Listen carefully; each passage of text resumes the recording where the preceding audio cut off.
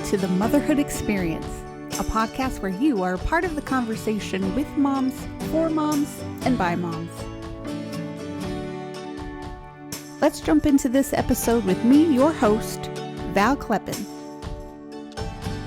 Hello, everyone, and welcome back to another episode of the Motherhood Experience podcast. I'm your host, Val, excited to introduce you to my guest today, Kristi Krebs. Before I get into this episode, once again, I would like to remind and ask you to engage with and interact with our podcast on any platform, whether you're streaming it, to share the episode, whether you are watching it on YouTube, to leave a thumbs up, a comment, share the video. If you see us on Facebook or Instagram, to touch that thumb or heart or share a post or something. Every time you interact with our content, the algorithm favors us and gets us in front of more people. So I just want to thank you in advance for growing our audience of moms who need encouragement, a little giggle, a little good cry now and then. It's all because of you. So thank you so much. Kristi and I worked together many years ago at a bank in Fargo. And we worked in different departments. I honestly don't remember how we started talking really, but we worked together for a long time. I was working there for 5 years. Kristi was one of the coworkers I knew I could count on for support and comfort after returning to work after our daughter Harlan died. She was fawning over my oldest, Haley, after our NICU experience there. And every time I would bring Haley into the bank. And Kristi and I, the longer we talk, the more inside jokes we remember that we have. And we did get into some of those in this episode, had a lot of fun, laughed really hard, not a little bit, but a lot. And Kristi has quite the motherhood experience story to tell. And I'm so excited that she agreed to come and share her experience with all of you today. So without further ado, let's get into my conversation with her. Welcome back, everyone, to another episode of the Motherhood Experience podcast, where I am joined with my guest and friend, Kristi Krebs. Kristi and I go way back. It's so good to have you on the podcast. How are you? I am good, and it's just so good to see your face. It's just been so long and hear your voice. I know. We were catching up a little bit before I hit record, and we had to rein it in because we got to laughing so hard. I think you can I probably still look like I've been crying because I laughed so hard I cried. So it's so good to have you on the podcast. And I start every episode with ages and stages of your kids and where you are in motherhood. So why don't you share that with our audience right now? Yes. Well, first off, thank you. I really appreciate you having me on because I don't know that I'm a good person for this. So I appreciate it because my life is crazy. But anyway, so thank you. Yes. So we have 4 kids. We had kids a little older. So we sort of just hammered them out right in a row. So our oldest will be 10 in a couple weeks. Liam, a boy. Then our next one is a boy as well, Milo, who's 9. And then we have our daughter Hattie, who's 6, and our other daughter Ava, who's 5. So they're just sort of all right in a row. 4 kids in 5 years. And yes. I was so Miles that I was pregnant for my first time when I was 30, and I had my last kid when I was 35. Oh, wow. So I'm also we should say your husband's name is Miles. Oh, and yes. Not to confuse Miles and Milo, because that has happened. Yes, because it happens all the time. I remember after Milo was born and you were talking to someone and they were like, "You mean Miles?" And you were like, "No, my son, Milo." I know. Always. And he wanted Miles Jr. And no, I just am not a junior fan. And I was like, I can't do a junior named Miles. So then he thought Milo. But now it's almost like we should have just done Miles because that's what everyone thinks I say. Right. Oh, it's so funny. I still remember when you and Miles were engaged. Oh, gosh. I remember that day after, I think, you came to work and were telling everybody. And what kind of were your views on starting a family and becoming a mom at that point? I think we were older in general. I mean, I think we got engaged, we were like 26. But at that age, I started having a lot of friends that did have kids. And I just always, I've always wanted to be a mom, always wanted to have kids. So I thought it's all sort of gumdrops and lollipops. It's so fun. And it's, this is just the next phase. It's easy to get pregnant. Everything just goes as it should. So I sort of had my blinders on, just from, I guess, seen from the outside what other people's experiences were, not when you're in it. So I was so excited for it, and I still am, but I just had sort of that rose-colored glasses on, if that makes sense. Yeah. And actually your first pregnancy, I remember you had some kind of adorable way you were going to reveal it to your family. Something about a bun in the oven, I think. Yes, good memory. That is so impressive. I mean, you were one of my favorite people to work with, so I Well, kind of we talked a lot right about work stuff. and we yes. Hmm. And we were just reminiscing about all the crazy fun memories that we had. And so yeah, I do remember a lot. And I remember that one actually you ended up miscarrying. Yes. What was that like for you, being pregnant for the first time after always wanting to be a mom, being so excited, and then going through, I think, was it a blighted ovum? Yes, and it was, gosh, that is so impressive, Val. Thanks. It was horrible, and I think at that time, number one, I didn't really know anybody that had a miscarriage at that time. Hmm. A lot of my friends got pregnant on their first try and had their babies. And number two, I think people didn't talk about it. And Hmm. nowadays, I think people talk about it so much more, which I think is such a great thing. Because for me, I remember being like, why is this happening to me? What did I do? Am I ever going to get pregnant? I didn't know anybody else at the time that had one. And it was super scary. We were newly married. Well, we were 3 years in and going to the first appointment, and we had shared, naive, we had shared with people because we were so excited.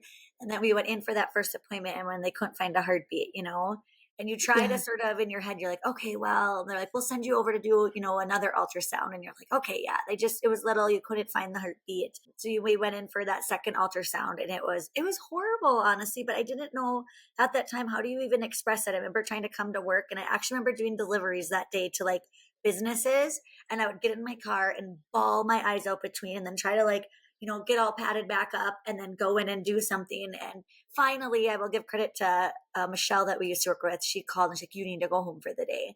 But I just didn't know how to process it because, again, you didn't talk Yeah. about it. I didn't know anybody else at that time, which when you find out afterwards, there's a lot of people that go through that even then, but just it wasn't something people talked about. So it was really horrible. And I wound up having to have a DNC. I could not Yes. pass. So I did I wind up forgot having a about that. That was DNC. really, really involved for you It for was several so months involved. after. Yes. And then I had complications for my DNC. And so that was awful too. And so I feel like it was just the whole thing was terrible. And it's like, I know people did want to talk about it and reach out, but I didn't know how to talk about it or what to Hmm. say, or one of those things where I was holding my feelings in because you didn't want to cry in front of other people or whatever. But it was really horrible. And I really was, after that, I would say it changed the rest of my pregnancies. We always waited to share. Even through all my pregnancies, I was just very nervous, and Hmm. I would always try to get in as soon as I could. Our OB was great, so afterwards it'd be like 6 week, 8 week, 12. I wouldn't want to wait till that 12-week period again. So it was really hard, and I love that nowadays that's a conversation people have and it's out there, because when it wasn't, you feel very alone in that. Yeah. Yeah. And I remember feeling like a burden of responsibility somewhat because I recommended my OB. I loved her so much, and she kind of did you wrong in that whole I thing. I know, but obviously, I would never. I know that never even crossed my mind. Well, you're so sweet, but I get it. I totally understand. I would be the same way. It's like the Midwestern in us, right? And a lot. I mean, I guess some that's it. people knew, a lot of people didn't, but you were one that knew, and so that is hard when you're Hmm. the one that knows, because you do want to try to help as well as somebody's over there, like a Yeah. total wreck as well. Well, I mean, you came in my office a few times and we shut the Hmm. door, and I had a chair where the back of the chair was kind of facing the door so Yep. you could just cry, and if people walked by, they would be none the wiser. And yeah, Which I will forever thank you for that, because you just need that. You need that ear and someone to talk to through that. And bless husband souls. Like, my husband is fantastic, but they don't truly get it either, yeah. and understand, or they're processing their own feelings. And so be able to have a girlfriend to talk to about that, and even just to listen, or just to be okay to cry in front of, is so important. And you were that for me. And I'm so forever thankful for that. Yeah. Well, likewise. I mean, you were the only one at work almost that would talk to me after I came back after Harlan died. So Oh, wow. I you're will the never best. forget that. I'll never forget that message from you either. Miles and I were Mm, sleeping in bed. We were at my parents' house then, because we were in between houses, and I will never forget that ever. Oh, yeah. That what a time. What a time we went through. oh gosh, Um I know. After when you became pregnant with Liam then and you were uncertain unsure, how is this going to go? Am I even going to be pregnant? Mm-hmm. Once you got to like second trimester, how did you start feeling about motherhood and the prospect of having a family? I was so excited because then we had sort of went through those hurdles. You have your 20-week ultrasound, things are moving along, things are good. I think with Liam, if I remember correctly, we did have some things where like boys, sometimes their kidneys aren't fully developed. So we did have to see like maternal fetal medicine. And that was scary too, because I also feel at that point, either people didn't talk about it or I hadn't known anybody else. And you're like, why am I going? What's wrong? Something is wrong with baby. And, Yeah. so we had to do that, which was great. Everything was fine. But just the excitement. I remember thinking like, this is so exciting. We had the baby's room ready. We were ready to sort of go into that next phase. And again, we were older parents. We didn't have Liam I didn't get pregnant till I was almost 30 with him. So I feel like we were sort of quote unquote ready as you can be for that lifestyle change. But yeah, so it was just excitement. I think that, and then, grandparents excited, it's just so new and refreshing and exciting for everybody, especially after having a miscarriage, knowing that we were, had a full-term pregnancy after that was awesome. Yeah. Yeah. And so you have this adorable baby boy, and pretty much like 10 minutes after you got home from the hospital with him, you got pregnant again. I know, God, Miles, he would look at me and I get pregnant. I'm like, what is happening? We missed that lesson in an anatomy class. So, okay. So you got pregnant like how quickly after? Well, there's 18 months between all of our kids. Okay. Like from, so there's 18 between each of the kids. So it was fair. So usually by everyone's first birthday, I was a couple months pregnant. Okay. And Yes. then was there a move in there as well? We did not. We luckily had moved into our new house in October, and then I found out in December I was pregnant with Liam. So we did not. We were fine. We were settled, which was great. And we had space, thankfully. Right. Yeah, you had expanded, and then your family grew to fill the house. And so, yes, exactly. Did you find out too what you were having when you were pregnant? We never did. We always left it a surprise for all four, even with Ava. Like we never found out, which I think that is fun. It honestly, it bothered other people more than us. Like everybody else was like, you're not finding out. So then it was almost like a game, you're like, right. Oh, it's a surprise. But Miles was very passionate about that. And I was too. And I think it was sort of like, there's just not surprises in life anymore. Mm-hmm. And that was like the one true surprise. So we didn't find out with any of ours. Oh, and I'm glad that, I'm glad we did that. Yeah. I love that. And I mean, if there's a perfect order to have kids, of course, this is up for debate from any parent you talk to, but you have both your boys and then both your girls. So both the brothers are close in age, the sisters are closest in age. And I just think it worked out beautifully. But tell me about having, I know there are some stories, but tell me about having two little boys, 2 and under, and growing up together. Like, was there a lot of energy in that? Oh, well, I think any of us who are moms, boys' level of energy, it's like uncharted. I'm like, what is going on? And it's like naturally ingrained to wrestle, jump, fly off things, crawl things. And I'm like, and I have 2 older brothers, but they're significantly older. So I sort of grew up like an only child. My husband has 5 brothers. So there's 6 boys in his family. And he's like, this is so normal. And I'm like, this is normal? Like, oh my gosh. Like, I don't know, man. But it was great. And, I think the hard part was Liam was a colicky baby. And it was really hard. Because again, and I know I keep saying that, and I'm trying to like a broken record, I didn't know a lot of people that dealt with that. Everybody else was like, my baby's so great. They just sleep and nap. And I was like, Miles would come home from work and I'm like, you need to take this kid. Like he's been crying for 5 hours now. I don't know what to do. Yeah. So I think even when we found out we were pregnant, we were a little bit nervous because we were like, when do we have another colicky baby? And here came Milo, our second great baby, like super easygoing. And I'm sure to Liam, some of it is like, we're first time parents. You don't know what the hell you're doing. Honestly, like you're figuring out, you're not getting rest. You don't know what to do, but it's been really fun to see their dynamic. And of course they're brothers, so they get along really well. Then they fight like cats and dogs. But now that they're 10, almost 10 and 9, it's really fun because like sports now, they get to like play activities together.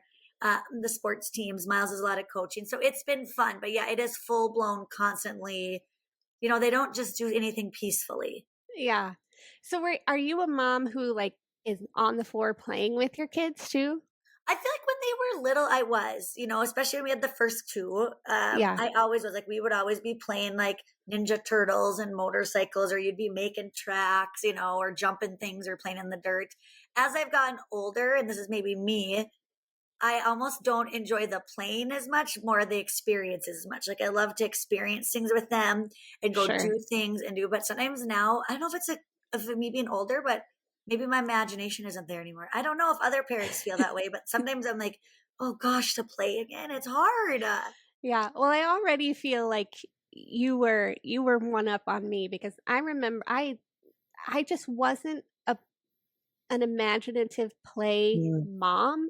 I feel like I did a lot as a kid, but I just remember one time we went to the wedding of a family member and I knew like Val, you either need to play better with your son or find more people who will play because he's playing with this other boy and they've got like these superhero figurines, Oh, doll yeah. things. And they're fighting, and Heston, I don't know how old he was. He was little. But the other kid like hits his superhero thing and Heston goes, "Oh, you hurt me." And I was like, that's how his mom plays with him. Like I'm a little embarrassed right now. Because That here's is awesome, Val. this other That is, boy is playing like how you would expect boys to play, like rah rah rah. And yes, Heston's like, yes. "Oh, you hurt me," because that's exactly what I would do. Trying to teach my 2-year-old, manners through I superhero listen, but dolls. that is so good too. And emotions like that and using your words, that is excellent. Oh man, but he would have had a lot more fun maybe if I had been a Oh little no, more. you're a fabulous mom. And it's so hard. Like even now, we're sort of always been the parents too that were like, unless you have a broken bone or you're bloody, like don't want to hear about it. Yeah. Everyone's always fighting or something. And our kids are pretty good about it. Or like, if they get hurt, they jump up and go. And so when we have different friends over here, relatives, like when they'll be like, oh, the wind blew on this, can you kiss it? I'm like, oh my God, my kids are even like, what's happening? I'm like, I know. I'm like, are we too mean? Like to just be like, suck it up, buttercup, like go, We Yeah. had someone out here a couple weeks ago and I think I gave their boo-boo 100 kisses. Like I love doing that, but I'm just not, my kids are just so like, the girls came along and they have these shoulder brothers and they're just rough and tumble as well, almost, Yeah. Yeah. But yeah, I get it. That's hilarious, Val. But I'm just not that imaginative mom. I don't know what it Mm-mm. is. Yeah. It's hard. And people don't talk about that either. So like you always feel guilty. Yeah. POC, Well, all these and moms I'm not gonna tackle. I mean, I know that we did, tickle fights or yeah. probably Oh some yes. wrestling to some extent, but I'm not. I No. agree. I agree. Because our boys too, they'll be like, or can we dunk on you? And I'm like, no, you can't dunk on me. That actually hurts my head. Like, I'm not doing that. Do it to each other. Oh my goodness. So did you kind of wonder then after having 2 boys if a girl was in the cards, or did you think you might be raising up a family of Krebs boys? I for sure thought we were raising up a family of Krebs boys because Miles's brother, they have 6 kids and 5 are boys. Wow. And I have 1 girl. So I for sure thought it was going to be another boy. And even Miles, my husband, he was like, I don't know if I can do another boy. And I'm like, you're telling me, like, I don't know that I can do another boy just to get the energy and all that. You're like, just a little bit easier. So Yeah. I for sure thought we were going to have another boy. And so it was fun. Of course, we didn't find out. So when we went in and had Hattie and they said a girl, I think we were both so shocked. We were just like, oh my God, we actually had a girl. Like, what do we do? Oh, but then did she immediately kind of show softer personality traits Oh. or was she, I mean, I know that girls with older brothers are rough and tumble a lot of the time, but Yes. did she kind of soften things out at first? She did, and she was the best baby. I remember Liam never slept and cried. Milo was good, and then we had her, and we actually would Google how long can a baby sleep in a day. He would sleep like 20 hours a day, and Miles and I were like, is this right? He'd come home and I was on maternity leave, and he's like, this is all she does. I'm like, I know, it's weird. I'm not used to that, and we'd ask our pediatrician. And so she was just that even keel, very, like, I think God knew we needed her because otherwise I don't know what would have happened. But yes, I feel like she leveled things out. And even today, like the girls definitely do. But they're also, yeah, you said with older brothers, like I probably won't have to worry about her when she's older. Sometimes Yeah. I get a little scared, like, what will she do to somebody? Like a boy. I Right. mean, someone does something wrong, she's going to punch you back. But Right. yes, no, she absolutely did 100%. So did you have a number in mind, or were you just going to have kids till you just felt like it, or what was that I for you? wanted 6 kids. Oh, And even after having kids, I still did want to have 6 kids. yeah. Miles was always like, oh, I think I'm okay after 2 now. No more. And then we sort of settled on like, well, I'll try a couple more. And then obviously when I had Ava, I had to have hysterectomy. So then that decision was made for us, but I feel very complete in that. I mean, I Yeah. think now as they get older too and active, I feel like we're busy and they're still young. So I can't imagine having, more, but if that's what God would have blessed us with, I would have loved it. Yeah. You just figure it out. Yeah. And so your boys and Hattie, were all 3 of them term? All 3 were term. Yep. And I could not kick those suckers out fast enough. They would not want to come out. Milo, came out on his due date. Liam was overdue, and Hattie, I had already had 2 C-sections at that point. So we just scheduled, and yeah, nothing. I didn't go into labor at all. With Liam, I did, but the other 2, not even a sign of it. Nothing. Wow. Hattie was a scheduled cesarean. How come Liam was cesarean? We went into the hospital. So I did go into labor with him, and we wound up pushing for 3.5 hours, and I wound up being in labor for 36 hours. And then he would not come, like he kept getting stuck. So then after that, they wound up being emergency C-section. They even tried, like at that time, the clamps and everything, and he would not come out. So then How they big wound up was doing he? an emergency C-section to get him out. And then Milo, I never went into labor because I wanted to try a VBAC. I would have loved to just try, I never went into labor with him. And I believe our doctor, Miles and I were just talking about this, I believe he would have let me try again with Hattie. But same thing, nothing, never dilated, never into natural labor at all. Wow. How big I was know. Liam when he was born? He was 7 pounds.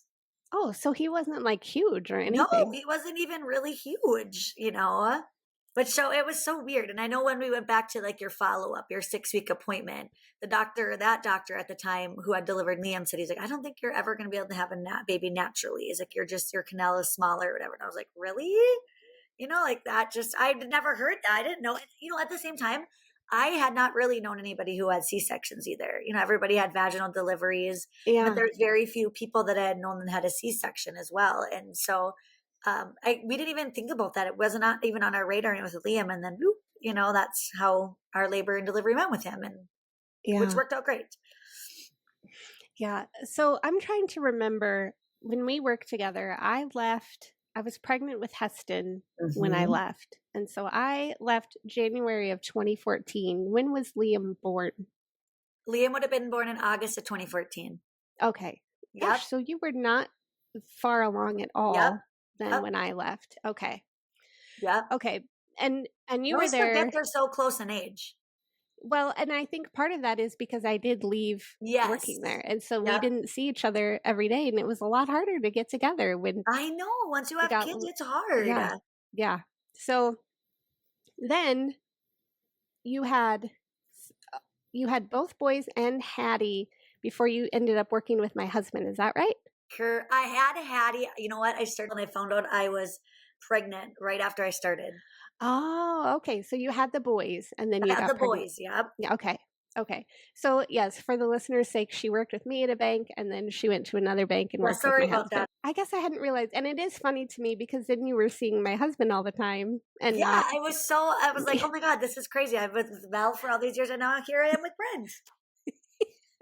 Yeah. And so he would come home and be like, Kristi says hi. I'd be like, okay. Oh my gosh, how is she? Yeah, he was, because he had meetings with you, I think, often.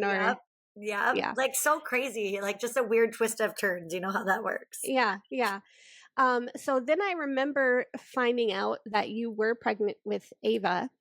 And I think it was a couple months had gone by and you were just really on my mind. And I texted you. I remember this. And I was like, hey, you've been on my mind. Just want you to know I'm praying for you. Hope all is well. And I think you texted me back because I don't think you called me. I think you texted me back. And do you want to pick up with what had happened at that point when I texted you? Yeah. So we were our fourth one. We got pregnant with Ava. I had 3 prior C-sections. And so our doctor had just sort of always said, wait a little bit before, and we actually, this is a joke, so I'll say it. We took a souvenir home from our Christmas party, and Rascal Flatts was there. So at the bank we worked at, everybody would say, "Oh, it's the Rascal Flatts baby." Like, it was very well known. But anyway, so I wound up getting pregnant sooner than, we had sort of probably planned. And so I got pregnant around New Year's that year. I started bleeding. And so, of course, to our conversation earlier, I went back to like miscarriage, like, oh my gosh. So I went into the ER, and obviously was very newly pregnant. And they had told me I had a subchorionic hemorrhage, and they could see it. And they're like, follow up with your OB. And I'm like, okay. The doctor there was so kind. So whatever. Then we went in. Our doctor got us in January within the next couple of weeks. And yep, had a subchorionic hemorrhage. But And he said a lot of times you for outgrow that. for anyone who doesn't know, Sorry, can you Val. explain what a subchorionic hemorrhage is? Yeah, it's like, so essentially I bled. It's almost like you're having a period. So it's like a bruise in your uterus, essentially.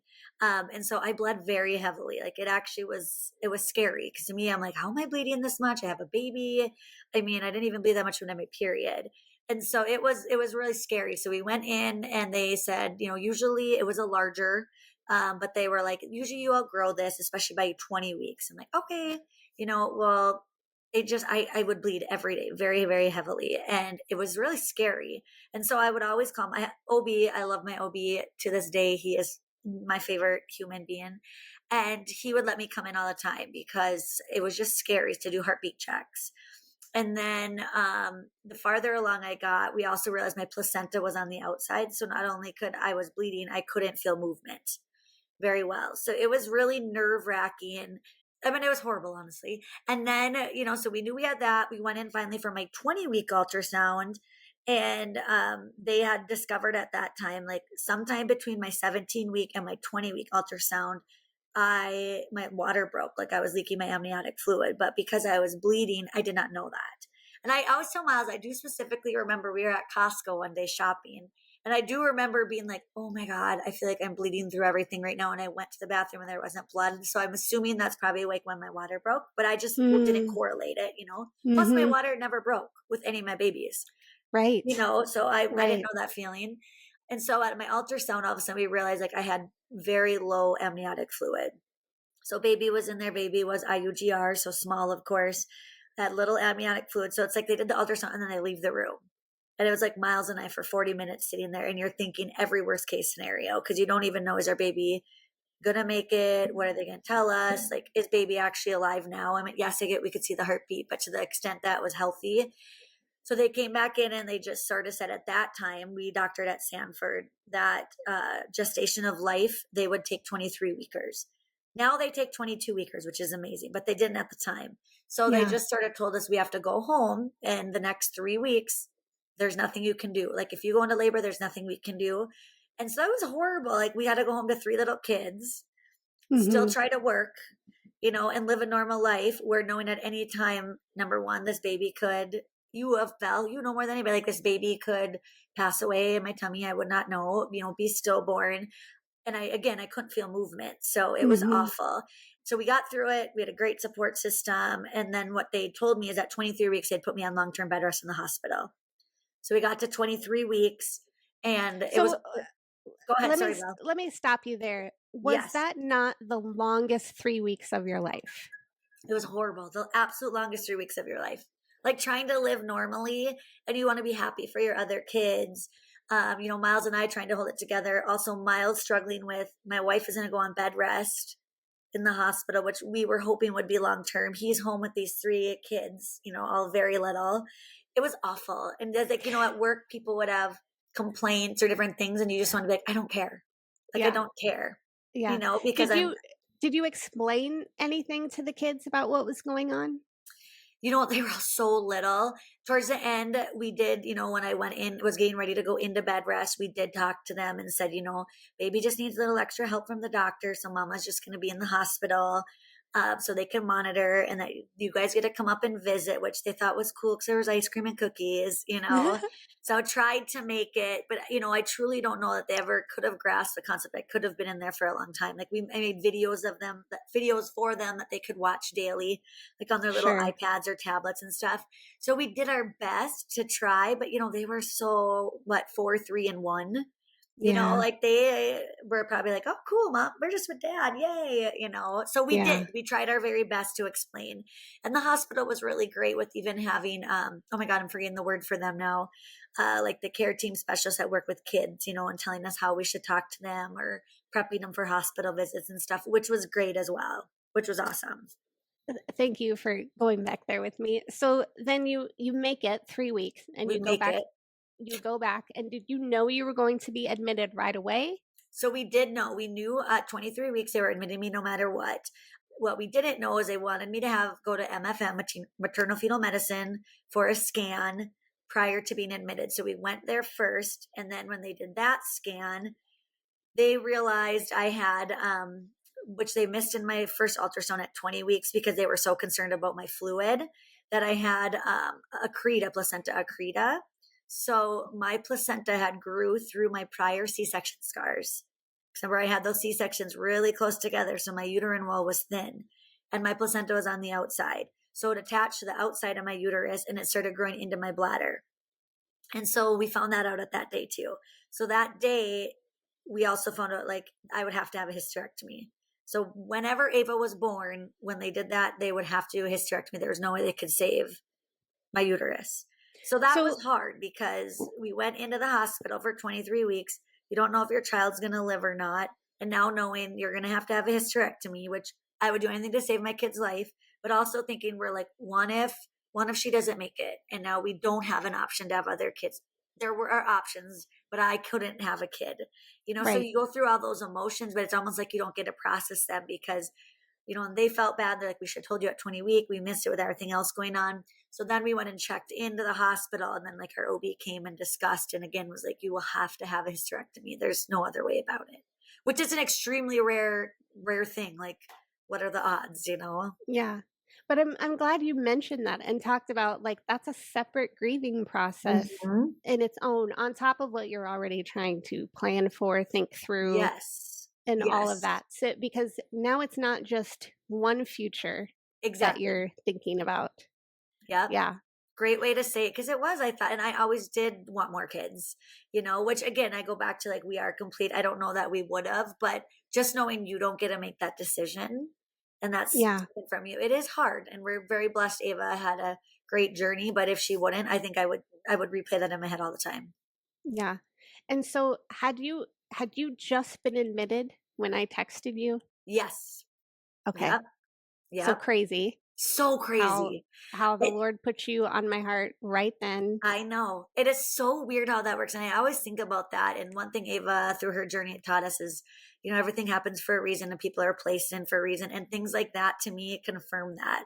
When you have those thoughts, you're like, okay, and you send that message and how much that means on the other end, even when you don't know, but it's heavy on your heart. I mean, oh my God, I'll never forget that. Ever, ever, ever. Yeah. So then you're admitted. Miles is home with the kids. You're alone in a hospital room on bed rest. Did they let you up to go to the restroom? So I was on 24-hour monitoring. I could get up to go to the restroom, and then they'd have to come in, and they'd have to, ding them, go to the bathroom, and they'd come back to put my monitors back on. Right. To hook you up and everything. So that was basically it. You had potty privileges. Potty privileges, yes. Thank goodness. I took a really good shower before I went in. Yeah. So once you were admitted, then what was the process? Were they testing all the time, every few hours? Like what happened after that point? Yeah. So once I got in, it was great. The NICU team comes down right away, and they sort of go over like, what's the survival rate at 23? They go through all the different gestations. Here's what we expect. They started the shots for the lungs, because you had that with Haley, right? Yeah. And so they did one of those. Yep, they did those right away just to make sure, again, we were really hoping to get to 33 weeks. At 33 weeks, they would have taken baby no matter what. but that was our goal, And Mhm. so they were great. And we had a really good support system. I had a couple girlfriends that met us there and like decorated our home, made it super cozy and homey and stuff, which was great. But the teams there, they were amazing. And I did wind up sending Miles back to work that day. I'm like, go to work. Like, there's nothing you can do here. Save up your time. And then him and the kids came up that night, of course. And so they, got to hang in bed with mom and we did, treats and different things or whatever. But it was Yeah. just all of a sudden when you're in there and then all of a sudden you're like, it sounds so great to just like, I gotta just like hang out and nobody's around and watch TV and eat bonbons. And it's like, that's not how it is, obviously. No, and that wears off pretty quick. Yes, it does. Yeah. Exactly. Yeah. So how long was it from you being admitted to them having to deliver Ava? 2 days, which is so wild. Again, I always think God worked in such good. Like they put me in there at 23. Had I not been in the hospital, she would have never lived. And so I had the 24-hour monitoring, and so I was there. I went in. So 23 and 2. That morning, my niece came to visit me. My nieces are older, and we were having caribou, chatting away, and they were monitoring. And the nurse was so sweet. She kept coming in and moving my monitors on your belly, and she's like, "Well, I know you don't have a lot of fluid in there, but we're just having a little trouble getting a heartbeat. So we're just going to keep watching it." And I'm like, okay, didn't think anything of it, honestly. And Lex and I keep talking, drinking our coffees, and then she leaves. And all of a sudden, anesthesiologist comes in and was like, "Have you ever been under anesthesia before?" And I was like, yeah. He's like, "Okay," and going through all these questions. And then the doctor, the OB we had that day, same, I love her. I love her bunches. She came in too, and she's like, "How are you feeling?" I'm like, "Oh, good. I felt the same as I always had." And she's like, "We might have a baby today." And I'm like, "We're having a baby today?" In my head, I'm like, I'm 23 and 2. Nobody's here. And it was like, I always say it was like a scene from a movie. Before I could even do anything, all of a sudden, here comes Dr. Tompkins, anesthesiology, and the nurses, and they just take everything. And we literally start running down the hall of my hospital. They're pushing me and they're coding and we're running. And I'm like, it was so scary. But at the same time, like, happened so fast, I didn't know what was going on. And they had the anesthesiologist right here. And I remember him being like, "Okay, we're just going to breathe." And we zip down the hallway. We get into the elevator and we go, because we were up on the 10th floor and you had to go down to the OR. We went all the way down. And by the time we got in there, like they had already like coded and called for NICU and everybody to come down. And I just remember them taking me from the bed and moving me over and starting to cut my stuff off. And then they just obviously put me out. So it was, Miles wasn't there. He had no idea what was happening. Oh my word. So it was like, I mean, I thank God I was put out, which I know they had to. But from the time, I got to think about this again, from the time of the last heartbeat till the time they had her out was less than 10 minutes. From leaving my hospital room, and from the time they put me out till they had her out was less than 2 minutes. So they worked fast. So essentially her heart had stopped and she was in distress. So it wound up stopping. So they did get her out. They had to do CPR on her. And it was just wild to me so she wound up being 10 and a half inches and 15 ounces that they could even perform CPR, and do, I still can't even fathom that. And so then So they wound up doing a hysterectomy too. Under a pound. And Under a pound. essentially, yeah, they had to take everything, uterus, placenta, all of it Yep. out to get her out of the tangled mess of it. Exactly. Yep. And the OB that delivered said she's never seen placenta look like that. And she's been OB for like 25 years. I mean, and then they wound up having to do bladder repair because my placenta grew into my bladder. So one blessing of Ava coming earlier, if had I been full term, I probably would have lost my bladder because the placenta would have kept growing.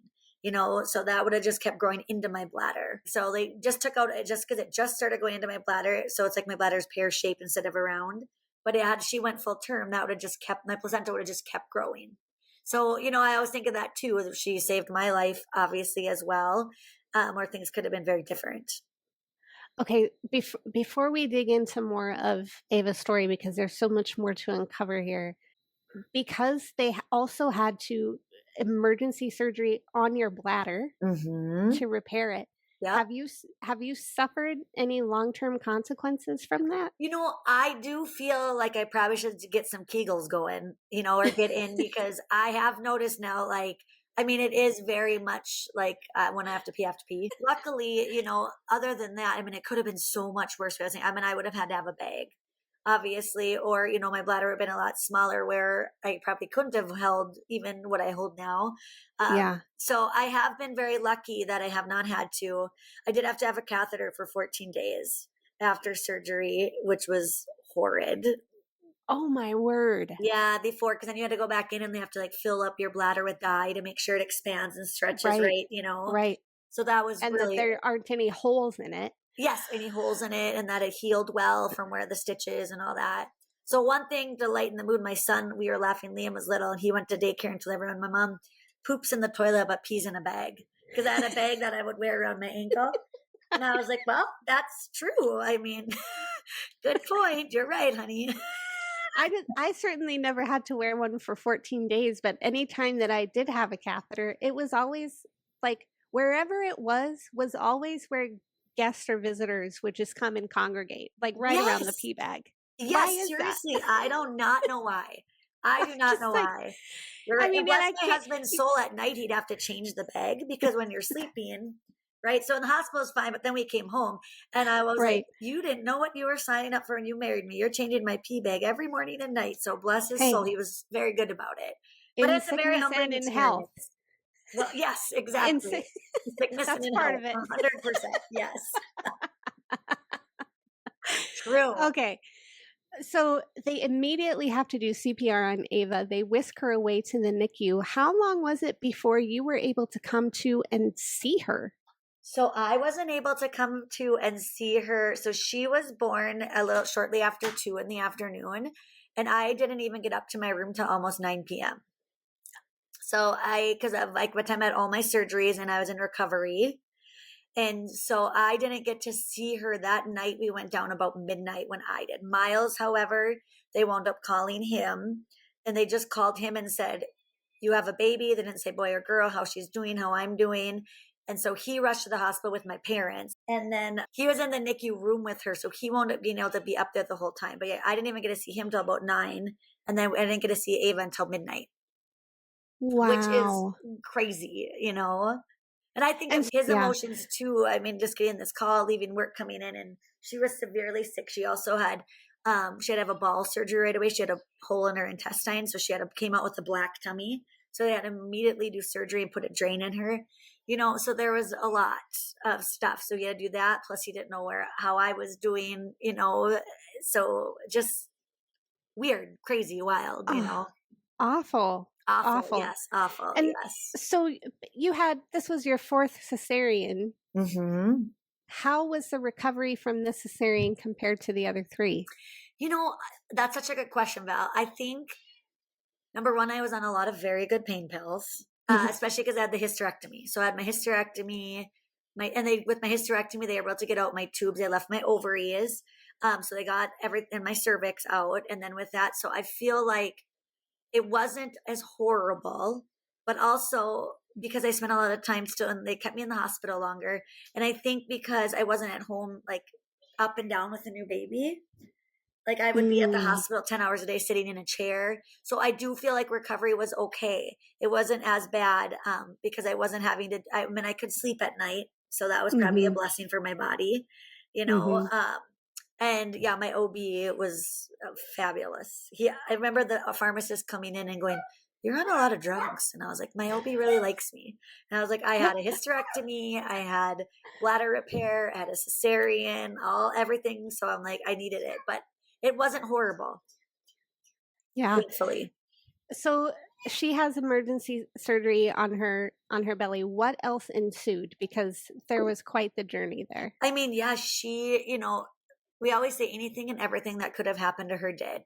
And so it's just crazy to think of where she was. I mean, so that second day we went down and our doctor she's fully the reason Ava's alive. She worked with Micropreemie. She now holds the world record for the youngest surviving Micropreemie, a 22-weeker out of the cities. But she did take us aside and just said, I need you to understand the gravity of this scenario. The odds of your baby leaving here alive, or surviving are very, very low. And we didn't realize at the time they gave us this beautiful baptism gown. And we didn't know till afterwards they're called angel baby gowns. And so they're given to babies that won't leave the hospital because we did a baptism, right? So we did the Mm, baptism and stuff there. And we didn't know that at the time. And we just were like, oh, that's great. They want us to baptize, and so we did the baptism. But it was really, really dark days. I mean, she had another bowel perf like 2 weeks afterwards. She was intubated for those first 32 days. She had a bowel perf again where they went in, and then she had to have an ostomy, bag, and she had that for 3 months. Her lungs were severely underdeveloped. Plus, she was IUGR, so she was extremely little. We yeah. are very blessed. Like her brain, she did not have a lot of brain bleeds, which I don't know how that's possible. We always say that it's absolutely wild.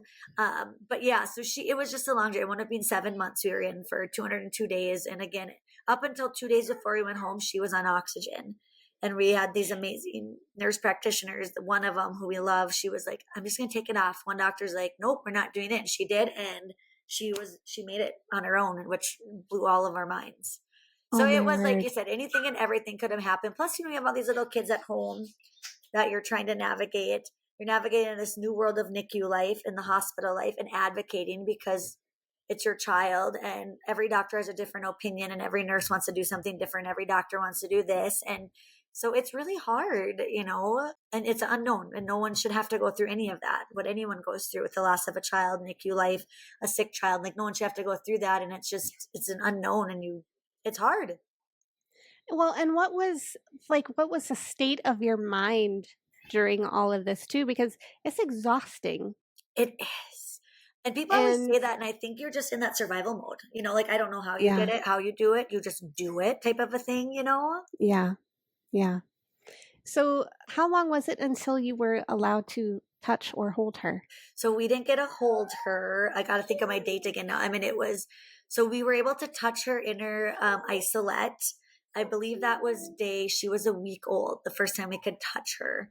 And then we were finally able to hold her. It was like day 15 that we could hold her. But of course, she was hooked up. She was intubated. She had so many machines on her. But it was, we have pictures of it. It took 4 or 5 nurses to try to even get her over to you. And then you had all the equipment on, Mm-hmm. and so, but it was amazing just to be able to hold her because that's so unnatural. And as you know, leaving without your child, even leaving the hospital without your child, all Yeah, those feelings, it's so hard, and no one can ever prepare you for that. So even though she was hooked up to machines, just being able to, do that kangaroo, that cuddle, it was so great. yeah. But Miles didn't. Miles was much longer before he was able to hold her. I think it was a good month and a half at least until he was able to hold her. Oh my word. And with any NICU experience, I mean, when there are positives, there are always like 4 or 5 setbacks then 100%. right Yes. after. So the emotional roller Yes. coaster of it all is exhausting on top of everything else. And Mhm. 7 months. I know. And and you're exactly right. It's such a roller coaster because things are going so great, and you're like, oh, great, we're going to be out of here by her due date. And then this happens, and something else is a setback. And then we were also trying to keep normalcy for the kids at home as much as we could because they were still little. And, Hattie was only 1 and the boys were little. So we were still trying to keep a normalcy for them as much as we could too, and try to be there and still do things with them. But your mind is never there. I mean, as a mom, we're always pulled in different directions. You're in the NICU, you think of your kids at home. You're at home, you think of your baby in the NICU. So you're just Mhm. never, your mind is always in wherever it isn't, or wherever Yeah. you're not. Yeah. And had you had a normal pregnancy, she would have been in there for another 4.5 months. Mm-hmm. And Because she was so, born May 2nd and she came yes, she was born May 2nd. Her due date was August 27th. wow. And we came home November 20th. Wow. Yeah. So tell me, when you came home with her, was that also nerve-wracking? Did she Mm-hmm. have I know she did, but what all equipment did she have when she So, came home? we are blessed she didn't come home with oxygen. We did have to get a G tube, and that was a really hard originally transition. Even in the hospital, I remember crying when the doctor told us because you think it's sort of like a lifelong thing. Mhm. And she, but us at the same time, it got us home. Because if we had to keep working on feeding, oh Lord, who knows how long we would have been there. So luckily we didn't go home on oxygen. We did come home on a G tube. And it was scary because you're trying to feed your baby that way. You're running this machine. If it comes out, you have to put it in before the hole closes up. So it was a huge learning curve for Miles and I, and it was scary. And then, as you all, about coming home after your baby's been monitored 24/7 for 7 months to coming home with nothing.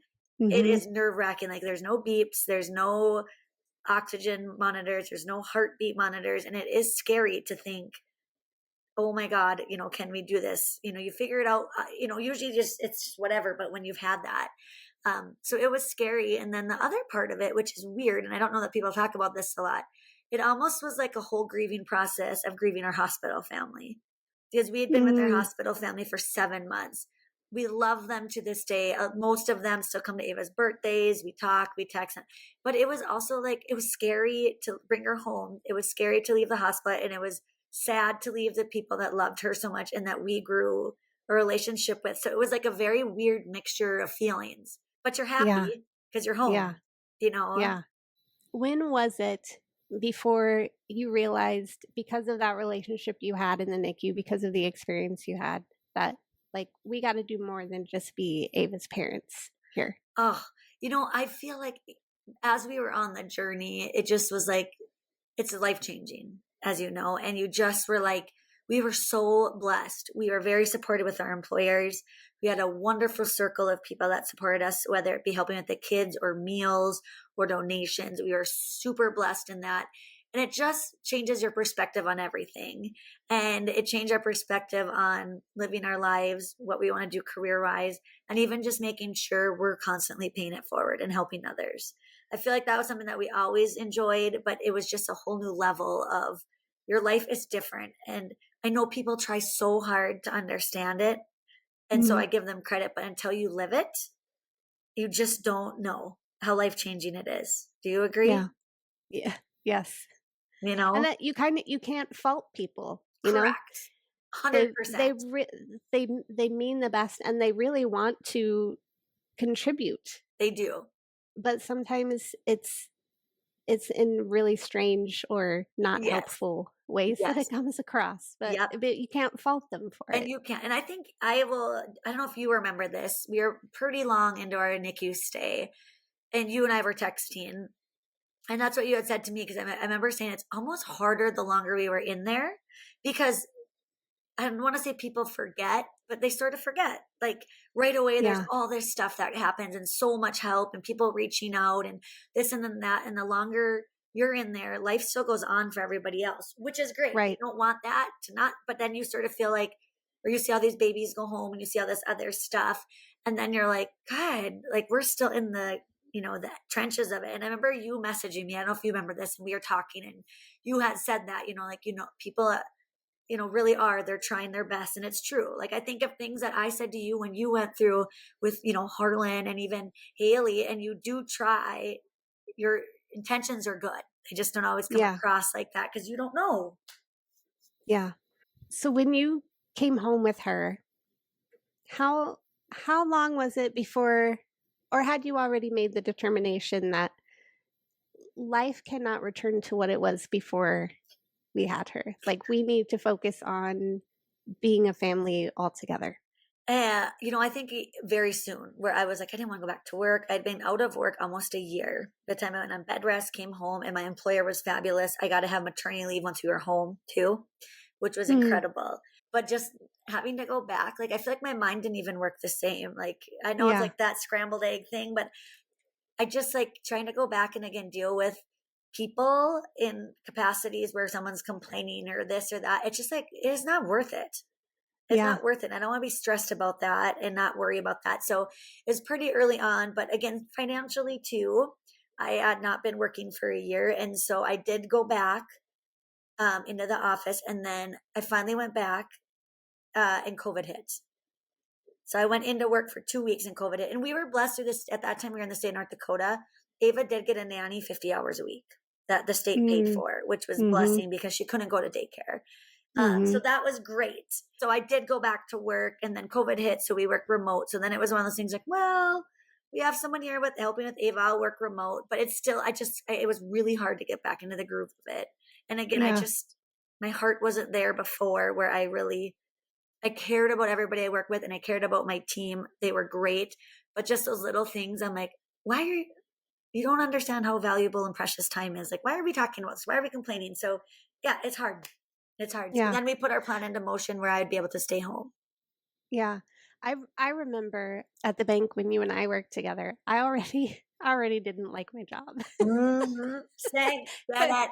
But I mean, I loved my boss. Sean was phenomenal. I still have so much love and respect for that man all these years later. I loved working with you, but I remember taking a phone call. I still remember the customer's name. After Harlan died and I had returned to work, and I took this phone call, and this guy was urgently requesting that we transfer money from one account to make his boat payment. Yes. And I'm not talking like, a $600 fishing boat. Okay? Right.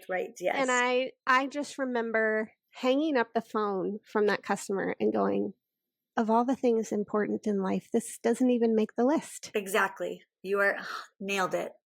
Yeah. And I couldn't imagine spending another 9-hour day in that place. Really. I do not blame you. 100% get it.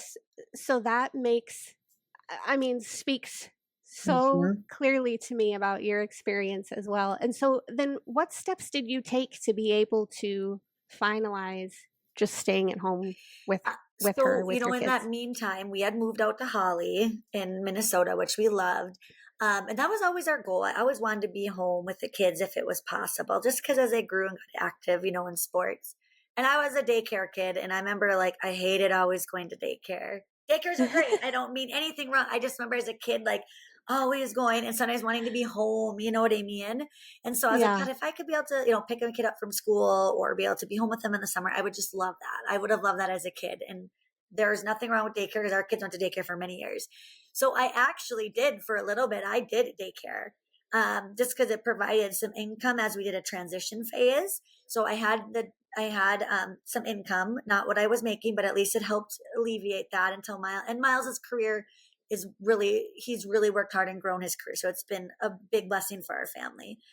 So I did that for a while. And then I randomly, Val will know, I just needed something for me. I'm still I like business side. I needed to fill my bucket.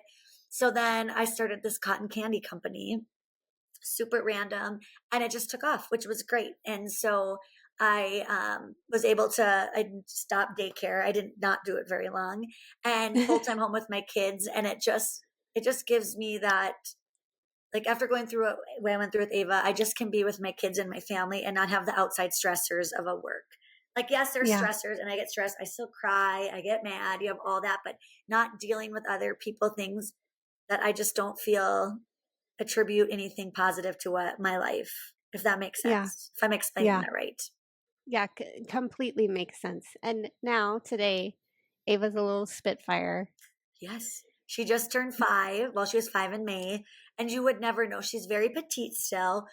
She's only 28 pounds, and she's 5, but she's tall, so she can wear 4T pants. It's a very big thing. Yeah. But other than that, it's wild, you guys. We've never had no other deficits. We got rid of her G-tube about 3 years ago. She does speech at preschool, but there's no therapies. We've never had a hospital. We've never been readmitted to a hospital, which is wild because we thought her coming home with 3 siblings that were in daycare, and she has this little teeny immune system. Right. And she came home, mind you, not after 7 months in the hospital. She's only been 10 pounds. So she was little, but she is just wild and crazy. And she climbed the fence the other day. She'll do the monkey bar. She rides her bike without training wheels, all the things. And she'll teach herself. I mean, she is a true miracle, and she will just figure it out, Praise God. Praise God. And they always told us in the NICU or NPs and stuff, they said, you have to be a diva to get out of here. And she has fully lived up to that. Sometimes now I'm now you're really doing good. We don't need to be a diva. You can scale it back a bit, just a little bit. But yeah, it's amazing. And it just gives you that reassurance number one, how we've talked about, like, you need to do what's best for you and your family. And again, just pouring out, God does, things happen for a reason. And in those times it's awful or it's hard and you don't know. And it's not that it's ever okay, but you get through it and it drives you to that next place you're supposed to be in life. Yeah. Yeah. Well, Kristi, I know that motherhood wasn't what you ever thought it would be, but what a ride you have been on, and what a testimony to just resilience and perseverance and faith. Oh, you're so sweet, Val. I just want to give you a long hug right now. Just because. But you're right. I agree. It is not ever what I would have expected, but it's also better than I would have expected in a crazy, weird way. And you're right. Faith is amazing. Yeah. And it just, you never know. I think everyone's ideal or picture of motherhood is different. And that's great. That's how it should be. And we are where we are because of what we go through. And yeah, it's wild. Who would have ever thought, Val, all those years ago, and look at us. Look at us. Okay, but I feel like, I feel like we have to end on my favorite story ever that we've already talked about, and I laughed so hard I couldn't even finish it. But can we end on that story? We can end on that story. You have to tell them because Okay. you're better, and I don't know that I can say it. So I don't remember. I think it was maybe a scrapbook retreat. It was a scrapbooking weekend at the cabin. Yes. Okay. So you and I are not scrapbookers, though. And so we were invited, and I was like, well, I'll go knit, but and then I was going to teach you how to knit. Which I still have that scarf. At that exact I think you still have point. my knitting needles too. I do. I absolutely do. I just have to say, your husband sent Nefla soup that he made. Oh, yeah. Miles makes amazing Nefla soup. He does. I will agree. He is a very good cook and baker. Another blessing from God, because God's like, yes. Otherwise your kids will be just eating hamburger helper, which is okay too. That's okay. We all have our gifts. We do. And so you and I were rooming together at this cabin. I got to get through this. Okay.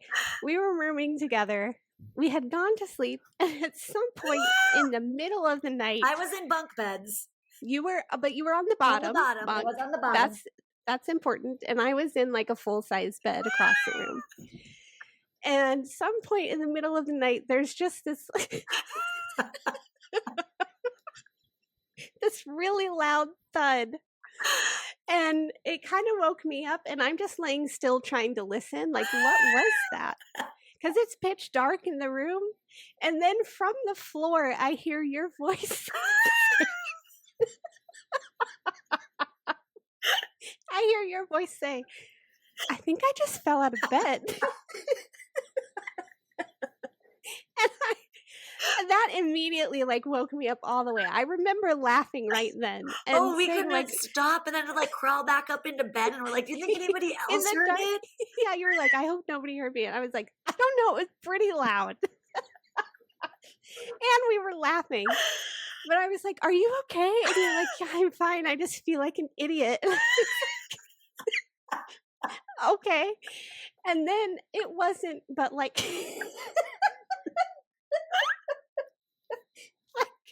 3 minutes later, another loud thud because you had rolled over and just shoved your heel into the wall. You just kicked the wall so hard. And then you were like, oh my gosh, I need help. I said, I think you just need to go back to sleep. And I laughed so hard, I'm crying about it now, all these years later. And the next morning, I woke up before you did, and I was trying to quiet because I knew you needed your rest after the night that you had. And so I went out and was knitting. And when I heard you wake up and open the door and you come out into the living room where I was, you and I just locked eyes. And you just smiled and shook your head like, don't say anything. But the fact that you looked at me and threatened me silently from across the room, set me off all over again. And I laughed and they were all like, what is going on? Like, what? What did you two do last night? We were not invited. It's one of my favorite memories of all time. Oh, I love that memory too, Bella. Oh my God. And we will like, even now, like my cheeks hurt from laughing so damn hard. Oh, it was. And I think like every work email or something, there were always like, we'd always enclose an inside joke or something at the end. And we had many, I feel like. We had like many. Clickety clack and we had long hugs. We have a lot of them. That could be a whole podcast. Right. All of our inside jokes. But I feel like at the close of several emails, I think I just fell out of bed, made it in there often. That was how I survived work. Kristi, we had each other, and you need that. Regardless if it's work or life, you need that. Life lesson of the day. Well, thank you for indulging me with that, but also for sharing your motherhood story, Kristi. What a testament. What a story. Thank you so much for coming on. Thank you for having me, Val. Thank you so much for joining us on today's episode of the Motherhood Experience podcast. To join our exclusive TME community, head over to themotherhoodexperience.com/learn more. Be sure to follow The Motherhood Experience on Facebook or Instagram, and please leave us a 5-star review wherever you listen to podcasts. If you're watching on YouTube, leave us a comment below, and we'll catch you next time.